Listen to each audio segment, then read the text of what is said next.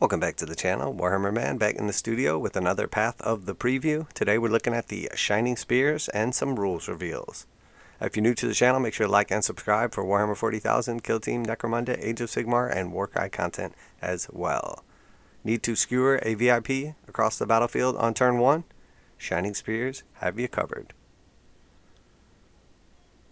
No matter their discipline, Aspect Warriors are specialized fighters trained to execute a particular facet of warfare at its absolute peak. Fire dragons reduce vehicles to molten scrap, howling banshees scream and shout, and the sleek new dark reapers win all the prizes at the Halloween costume parties.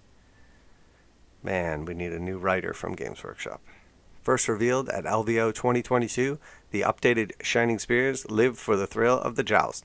Their expertise lies in skewering far-off foes by striking like lightning and killing with a single blow. The upcoming Codex Aeldari gives you the tools you need to soar across the battlefield for spectacular first-turn charge. Man, I love these models. They are absolutely beautiful. Great detail, very sleek. Nice look to them. I love the new jet bikes. Very nice. I do wish that they brought back this Eldar alien-esque looking terrain. I actually really like that. I know there's like some mixed views, but there's so much of that Mechanicus terrain floating around. I think that would have been so much better in the Necromunda set. Not content with bringing the new Shroudrunner jet bikes to the foray in Eldritch Omens, the wild Craftworld Saim is definitely the faction for maximizing your turn 1 shish kebab combo. Not only do they get rerolls on all charges, these hit and run maestros can also charge on the same turn they fell back. As you'll see, that's vital for getting the most out of your laser lances. So this is a tribute wild host. Each member of a Saim wild host longs to be the first into the fight, the one to win all the glory. Nothing will stand between them and their quarry. So we know that this is an attribute for wild host. You can re-roll charge rolls made for units with this attribute. Units with this attribute are eligible to declare charge in the turn in which they fell back. So this is a Saim only trait for bikers, and all bikers would gain this attribute for nothing just by being Saim. So you can reroll charge rolls, and you can also declare charge after you have fallen back. So pretty good. Reroll charge and declare charge on turn you fell back. Definitely very nice. First though, you'll need to get within charge range, and the Shining Spears tuned up jet bikes steeds are perfect for the job. A zippy move characteristic of 16 is a pretty good start, and these knightly aspect warriors can push it even further by adding a guaranteed 6 when they advance. So this is just a Shining Spear rule, it appears. 16-inch move, auto 6 on the advance. So 22 inches when they advance. Very nice. And again, we see a entire unit of the bikes right here. Oh wait, I'm sorry. You need to get within charge range. And the Shining Spears. Okay, yeah. So it is the Shining Spears rule that I just read. But here we see a bunch of Saim bikers. Very nice looking models once again. A unit can't normally advance and then charge in the same turn, but Saim comes in clutch with their unique stratagem, Warriors of the Raging Winds. This is the final piece of the puzzle that would get you stuck in before the enemy knows what hit them, delivering lance tips up close and personal. So this is a stratagem, Warriors of the Raging Winds, 1 command point. Like the Bloody Spear of Cain, the Wild Riders clans strike from above, their riders and pilots screaming war cries into the raging winds. Use this stratagem at the start of your charge phase. Select one Saim biker unit from your army. Until the end of the phase, that unit is eligible to declare a charge, even if it advanced this turn. So for 1 command point now, we know that they have a 16-inch move on the Shining Spears, a 6-inch advance for 22 total inches, and then also if they are Saim, you can re-roll your charge rolls made with this unit, and they can actually declare a charge in a turn in which they fell back. So we have 22-inch move with the advance, re-rolling charges, and then also That's costing you 1 total command point for Samhan. So that is pretty darn good, especially for a nice size unit. I mean, 22 inches, plus you're going to average 7 on a regular charge roll, and then with a reroll, I don't know exactly how that works out, but I would say probably one of those was probably more likely to get a couple extra inches at least. So I would say probably maybe 9 inches or something like that. I'm sure there's some better math or official math out there. But if you have 22 inches plus 9 inches, you're basically looking at a 31-inch threat range, roughly. But it could be as high as 22 plus 12 to get within 1 inch. So it could be as high as like a 34-inch threat range on turn 1 for 1 command point, just by being Samhan for your Shining Spears. Very, very threatening. Very nice. I mean, these things, the alpha strike on those is going to be sick. Once combined, these flashy moves will give your Shining Spears a minimum charge range of 24 up to 34. Okay, of course, they already did the math for me there. From the very first turn, allowing them to endanger almost everything on a normal-sized battlefield, and as a core unit, they can also receive benefits from nearby autarch, or a Farseer Skyrunner, either of whom can lead the way atop the relic jetbike Sunstorm. Okay, so here is our relic jetbike Sunstorm. It is said that at the outbreak of the war in heaven, Asuryani rode for 7 nights across the stars to bring warning to his fellow gods. This jetbike, named after Asuryani's steed, has a speed unmatched, its rider streaking across the battlefield like a falling star. Asuryani biker model only.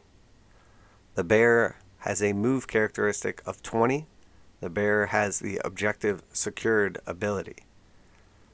So now this does not say specifically that this is Samhan only. So this appears to be a relic jetbike available to any Eldar character, because it just says Asuryani biker only. So any Asuryani biker should be able to take Sunstorm, and that would give them a move characteristic of 20 and the objective secured ability on a character. So that is very strong. And then obviously that will give you someone that has not only the same move, but actually a higher move than your Samhan bikers. So you should be able to keep up very well with them. Now again, if this unit is Samhan, that's going to give you the... Well, I don't think you would get the auto 6 advance. So I think that just balances it out. But very, very powerful. Very powerful. Once your jetbikers have reached their targets, they'll melt through armor and flesh alike with devastating thrust from their laser lances. These weapons are vastly more powerful on the turn they charge, spearing even a Space Marine with a single blow, and are backed by a blistering hail of firepower from upgraded shuriken weaponry. So we know the bikes have shuriken, catapults, and cannons on them, and then obviously each of the riders carries our laser lance. So for the shooting attack, it is range 6, assault 1, strength 6, -4, damage 2. So you're talking about wounding a Space Marine on a 3 at -4 AP, so no save, and 2 damage, going to kill a Marine in a single strike. And then for... Oh, I'm sorry, that's the shooting attack. And then for the melee, they are +1 strength, -4, damage 2. So they lose a bunch of that strength in melee, but each time an attack is made with this weapon, if the bearer made a charge move this turn, the attack has a strength characteristic of +3. So they are normally +1 strength, but on the turn they charge, they are +3 strength, and then they're -4 AP, 2 damage. So again, these things are basically like Space Marine killers. Very strong. Such overwhelming speed and power allows the Shining Spears to assassinate critical enemy leaders, supporting units with impunity, leaving bodyguards scrambling even as the charge soars gracefully overhead. Start planning your lightning jetbike assaults when Codex Aeldari arrives for pre-order this Saturday, and stay tuned this week for a look at more new stratagems and, well, a fantastic suite of Crusade rules. So very, very cool. Love these models. Absolutely phenomenal. So yeah, the laser lance is very good. Now obviously these things hit very hard, but they are not super durable. They're going to have a little bit of a boost to their durability because they are bikers, and obviously, because they're fast. These are going to benefit from some of the special rules from our new Aeldari as well. I believe these will have the Strands of Fate ability, and then they should also have the hit and run or the advance and shoot ability. So they should be able to advance and then shoot with their laser lances and then actually charge as well. So these are going to be pretty sick. Sunstorm appears to be for any asuryani. The rest of what we looked at today, the stratagem, allowing them to declare a charge after they advance. That is Saim 1 command point. So that's going to give Saim an extra 6-inch bonus to the charge, because the wild host is going to let you charge after advancing, and then you can re-roll those charges, and they can also fall back and then charge. So anything that jumps up on them after that initial strike, assuming they don't kill their foe or something else countercharges them, they can then leave combat, and then they're in the heart of your enemy's, basically in the heart of your enemy's army, and then they can do another just ridiculous charge move after that, because they're able to declare a charge on turn they fell back. Now obviously they will have taken some casualties, but you could do basically a sort of kamikaze move initially, destroy something very powerful, and then with what is left, even if it's just a couple models, if anything survives, with the help of Strands of Fate, etc., that unit can then assassinate another potential character or small unit, or at least tie up something crucial. So some very strong rules here.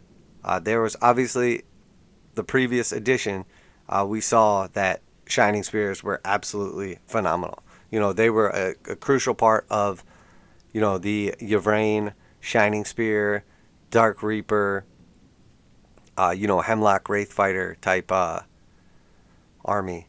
Obviously the Wave Serpents were a huge part of it. So obviously some of those abilities and rules are going to be different now. We don't know exactly the Psychic. We don't know exactly some of these various things. But stuff like the Strands of Fate and the Fire and Fade ability going to be very strong. Definitely looking forward to seeing the rules and how all this comes together. Right now we're just speculating. I think so far the Saim abilities look really good. Obviously very fast, and some key biker stratagems. So coupled with the Shining Spears, I think it's undeniable that the Saim Shining Spears will be the best for the Shining Spears or for the bikers. Now, I don't know where some of the other ones are going to be. Ulthway is going to have the strongest psychic powers for sure. We know that. We don't really know at this point in time what Iyanden and Bael'tan are going to have. And I actually didn't see the new White Dwarf rules for the other craft world that they revealed. So, and then of course they will probably have some sort of kind of build your own craft world, which will have some specific abilities you can pick out, similar to what we saw in the Space Marine Codex and many codexes that have followed, but won't have as many abilities to stack. So it'll probably be like a sort of choose your own adventure, pick two type deal. But definitely looking forward to this. I will obviously bring out some videos on what I think is good, going over some of the rules, talking about all the various different things available to them as the codex arrives. So thank you very much for tuning in today. Make sure you like and subscribe for Warhammer 40,000, Kill Team Necromunda, Age of Sigmar, and warcry content as well. And then obviously do everything from the rules, reactions, reviews, etc. to unboxings of new kits as they come out. And then, of course, do all types of tutorials, how to build, paint, convert, magnetize, lighting, all that good stuff. And we are, of course, a commission-based studio, so we show off all the commissions as they come out the door. Get ready, because we are about to reveal a very, very nice-looking expansion force for one of our regular clients as well. So that will be coming out shortly. Thank you very much for all the new subscribers. Make sure to like and subscribe, and tell your friends, share it. A large portion of the people that have been finding the videos lately are not yet subscribed. So if you want to help out the channel for absolutely free, please go ahead and do that. That being said, that's it for today. Warhammer Man Studios. I'm Warhammer Man, and I'm out of here.